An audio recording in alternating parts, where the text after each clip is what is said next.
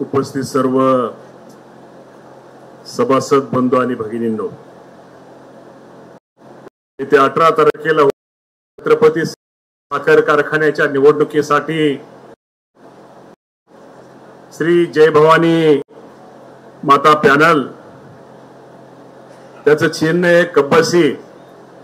या कब्बशीला आपण सर्वांनी मतदान करावं, मतदान द्यावं आणि त्याच्या प्रचाराचा आज ज्यांच्या शुभ हस्ते संपन्न झाला, मुख्यमंत्री आपल्या सर्वांचे आदरणीय अजितदादा पवार साहेब नेतृत्वाखाली आज आपला पॅनल निवडणुकीसाठी उभा आहे. ते पृथ्वीराज बापू जाचक, छत्रपती सहकारी साखर कारखाना माजी चेअरमन विश्वनाथ बुवा गावडे,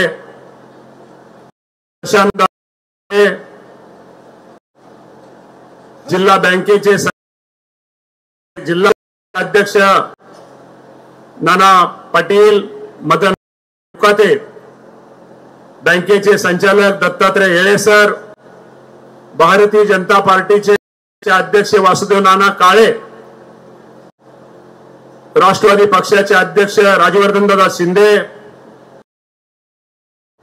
पक्षाचे समन्वयक किरणदादा सावळकर, सचिन सातव, प्रमोद काका काकडे, राजेंद्र ढवाण पाटील, शिवाजीराव काळेसर,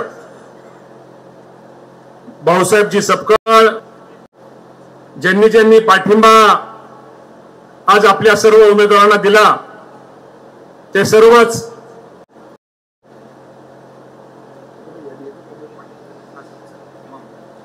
पाठिंबा दिलेले सत्यजित सपकाळ, अभयसिंह निंबाळकर, शहाजीराव निंबाळकर पाटील,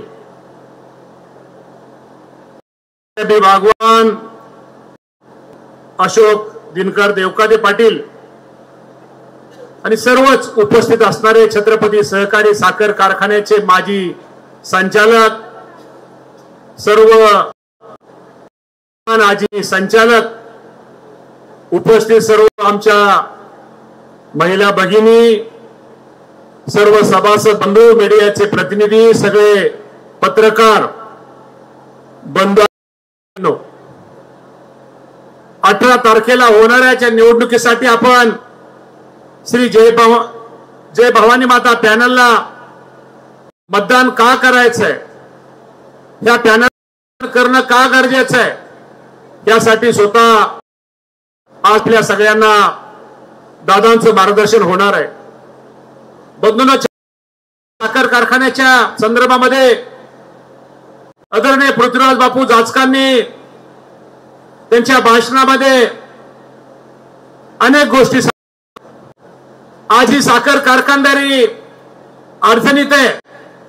शेवटी ही अडचणीत असणारी साखर कारखानदारी ही बाहेर पडली पाहिजे. सभासदांना चांगल्या प्रकारचा ऊसाचा दर मिळाला पाहिजे, योग्य वेळेत सभासदांना ऊस तुटला पाहिजे, कामगारांना चांगल्या प्रकारचा वेळेवर पगार आणि बोनस हा मिळाला पाहिजे. खरं तर मी छत्रपती सहकारी साखर कारखान्याचे चेअरमन प्रशांतदादा काटे आणि त्यांचे सगळे संचालक बोर्ड इथं हजर आहे.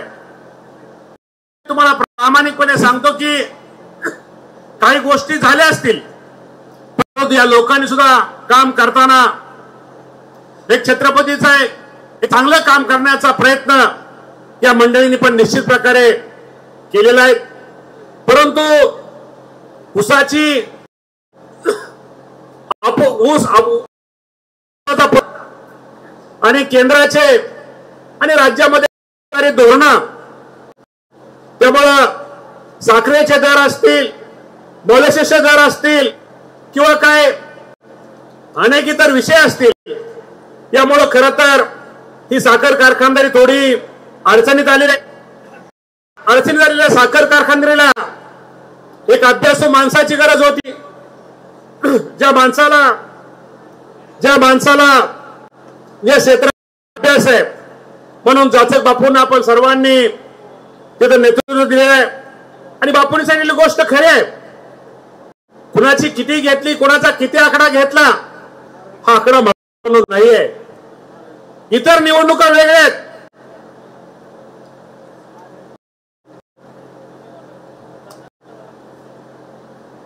ही निवडणूक काय आपल्या ग्रामपंचायतीची नाही आहे बाबा. ही काय सोसायटी आहे, ही काय तुमच्या झेडपीची नाही आहे, पंचायत समितीची नाही आहे किंवा नगरपालिकेची नाही आहे किंवा ही आमदारकीची नाही आहे. ही निवडणूक आपल्या प्रपंचाची आहे. आपल्याला मतदान करायचंय, आपल्या प्रपंचाला मतदान करायचंय.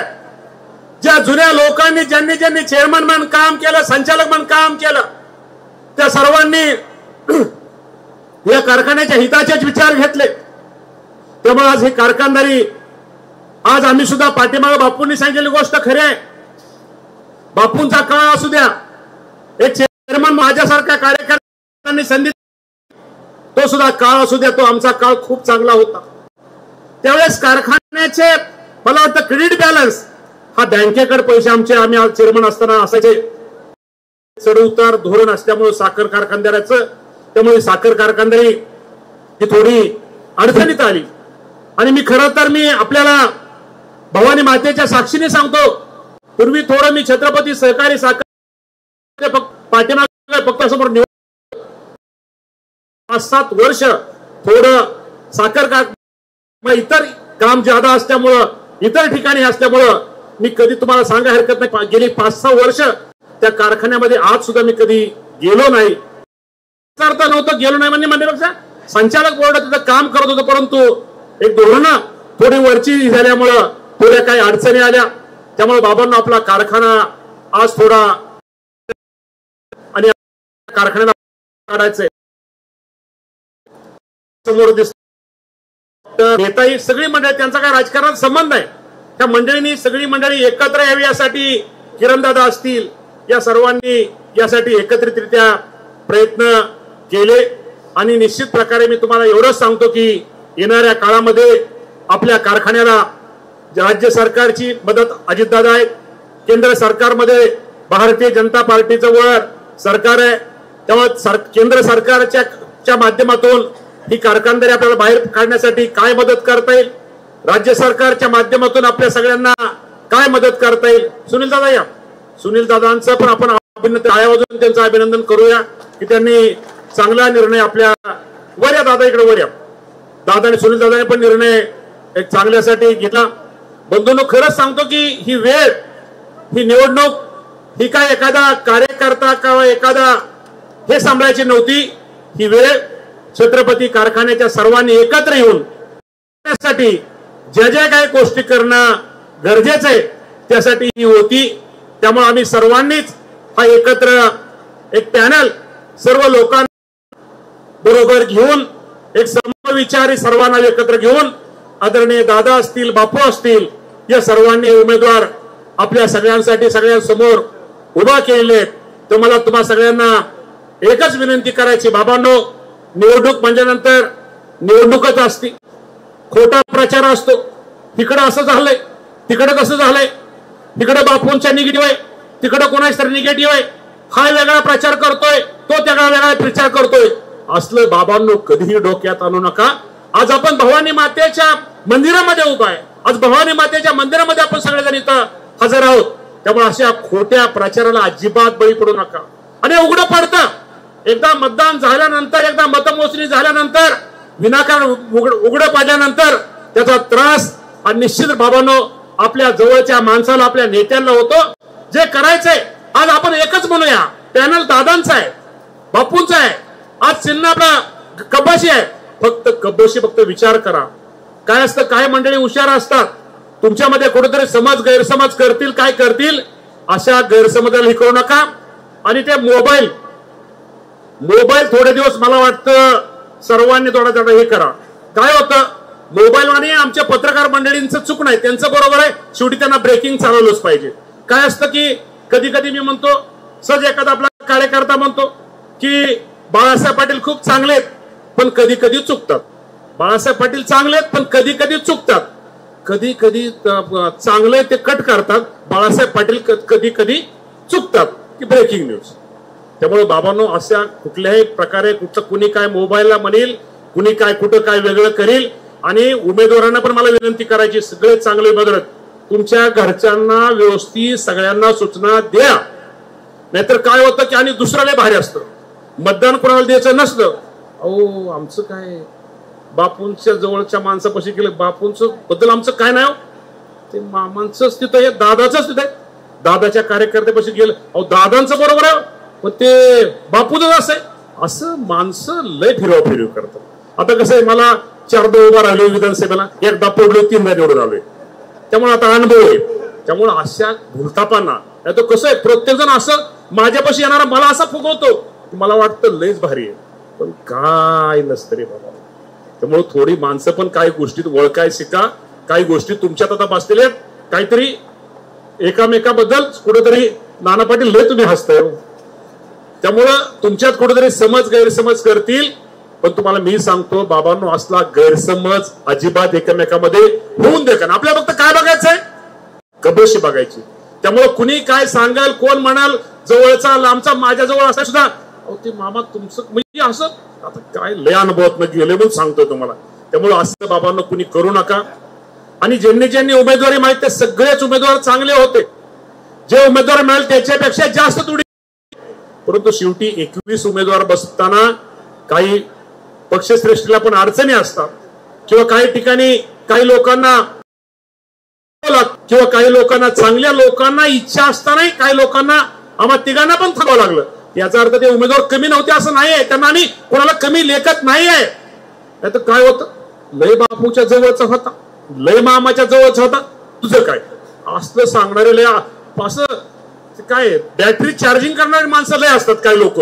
त्यामुळे बाबांनो, तारखेपर्यंत कुठलाही गैरसमज आणि काय वाटलं खात्री करा, मोबाईल करा, एकमेकाला लगेच जागा करा. नाही तर काय असतं, कुठेतरी हे असतं.